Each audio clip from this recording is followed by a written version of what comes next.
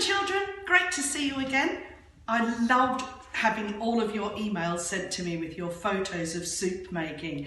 So much brilliant chopping and mixing and blending, and really lovely to see those empty plates too. I think I've replied to each of you to say well done. If I haven't, don't worry, I have actually seen all of your photos. Mrs. Drew is like my agent now. She keeps forwarding the emails, and she and Mrs. McCardle absolutely love seeing the pictures as well. So thank you so much. There's also been some other photos of children cooking other things, which is equally exciting, so well done. So I thought today we'd move on to something else, if you're up for the next cookery challenge for you to try. This time it's sweet corn fritters served with a Turkish salad. Now you don't have to have them both together. You can make either of them up. You can add different things to them, whatever you like to do. Very simple ingredients too, okay? All you need for these sweet corn fritters, which we'll do first, you need some eggs. Now I'm doubling my recipe because I'm going to feed some of the staff in today. So you could use 3 eggs. Today I'm using 6. You need some spring onions. So I've got about, how many have I got there? About 6. You can use as many or as few as you like. And all you do is cut the ends off and get any dirty bits off there. I've got some sweet corn. I've got, I had a small tin in our cookery room, and our lovely chef Neil has given me some frozen sweet corn as well. You can use as little or as much sweet corn as you like. I've also got 75 grams, now that's if you're making the double mixture with the 6 eggs, 75 grams of plain flour.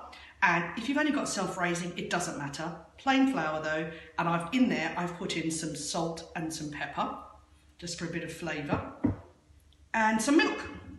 So I'm using about 400 mils of milk. You can use half of that if you're making half of the mixture. So let's get going. The next step is to crack our eggs. Now obviously I've used double mixture, so I'm cracking 6 eggs in. You may only want to crack in 3. So all you need to do with an egg, if you've not cracked an egg before, is be confident. It doesn't matter if it goes wrong, you just scoop it up and put it in anyway. So hold it about the middle, use a hard bowl like a glass bowl or ceramic bowl or metal bowl, tap it quite confidently in the middle, and then put your both thumbs, I've obviously washed my hands, both thumbs into the middle and pull the shell apart. If you get any shell in the bowl, use the actual eggshell to scoop out. It's like a magnet, it's very clever. Tap the next one and crack in there. So I've now got my 6 eggs in there. To that, I'm going to add our milk. So we've just got eggs and milk. I'm going to do it the quick way. I'm going to use a mixer to blitz them all up. You can use a hand whisk if you like.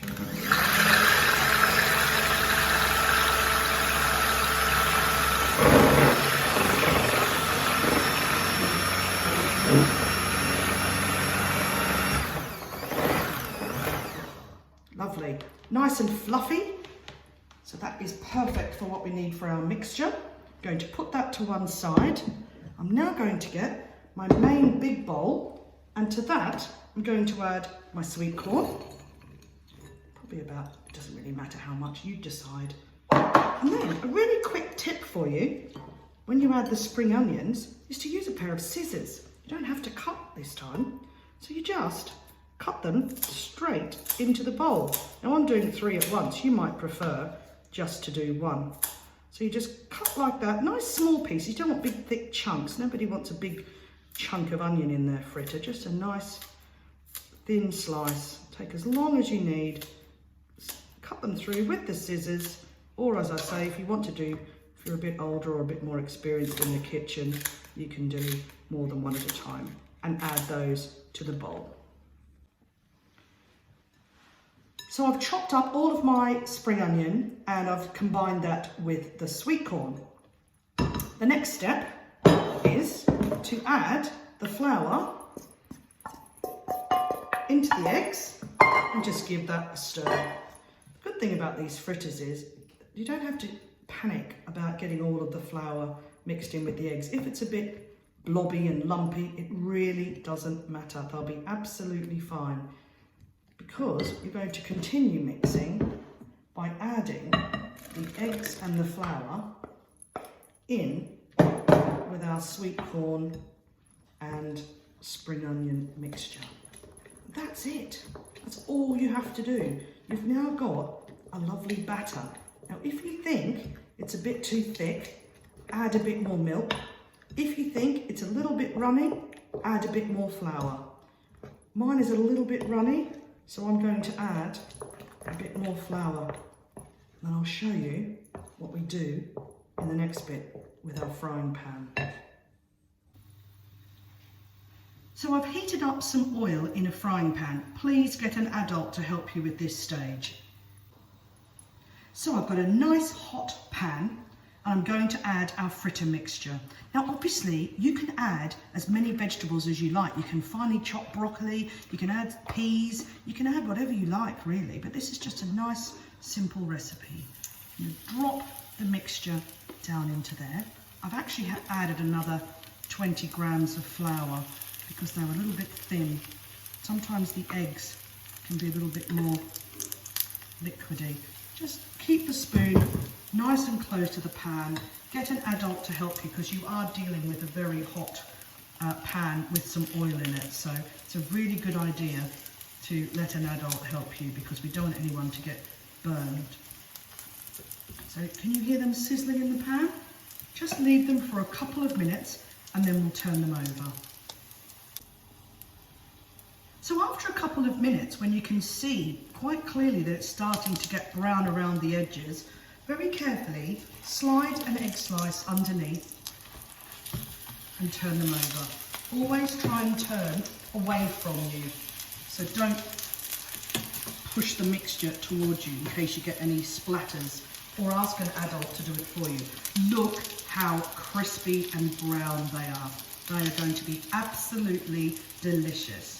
So just remember, when you put the mixture in, if this was my spoon, spoon it down into the pan, spoon it down into the pan, spoon it down into the pan, and then just leave them to cook, leave them to sizzle up, and after a couple of minutes on each side, take them out and drain them on some kitchen paper. If you want extra pepper or salt or anything else, add those. You can serve them with some tomato ketchup, or you can serve them with some sweet chili sauce if you like that. You can also add some chili to your mixture if you want things a bit spicier. It's totally up to you, but I think this is a really good recipe for breakfast, lunch, dinner, or just a snack. Now I'm going to move on to making the Turkish salad. So when my boys were young, we had a Turkish au pair, and she lived with us for 2 or 3 years, 3 years I think. And she taught me to make the most delicious Turkish salad. And I make it all the time. And my husband absolutely loves it. I'll show you what you need to put in it. So, first of all, a cucumber. Obviously this is half a cucumber. I'm using half a red onion because red onion's not as sharp as a white onion. But if you haven't got a red onion, you can use a white onion. Lots of herbs. So as many herbs as you like. The more, the merrier. So this is, I wonder if you know what this is. It's got the most amazing smell. Oh, I love it. And often you see it with mozzarella and tomato. It's basil, okay? This one you can have as flat or curly. And it looks a lot like another herb, coriander, which you can also use in this recipe if you like it. But this is parsley, quite easy to come by. Grows in lots of people's gardens and pots. And beautiful smell, mint, okay? So I'm using a mixture of those three. I'm actually going to use all of those herbs and chop them up really finely. So I've got cucumber, onion, mixed herbs. I've got some tomatoes. These ones are cherry tomatoes. You can use normal tomatoes if you want to. Lemon or lime. And some salt and pepper. And that's it. You can add other things if you want to. Sometimes I add toasted pine nuts if you like those. But you can add any things that you like for this. But I'm just going to show you this version of the Turkish salad. So what I've done first of all, and get an adult to do this for you, is in this bowl is some boiling water from the kettle and a spoon of sugar, and I've stirred it all around. And that's for the onion, okay? So once again, move those herbs out of the way. Do the bridge method for chopping. We did this method, practice, didn't we, the other day with the vegetable soup? And then cut the onion into really small pieces, okay?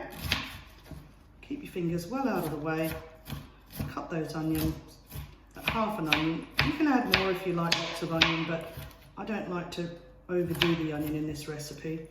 And when you've got those small bits, simply put the onion into the bowl of sugared hot water. And what that does is it softens and sweetens the onion, which makes it much nicer to have in the salad.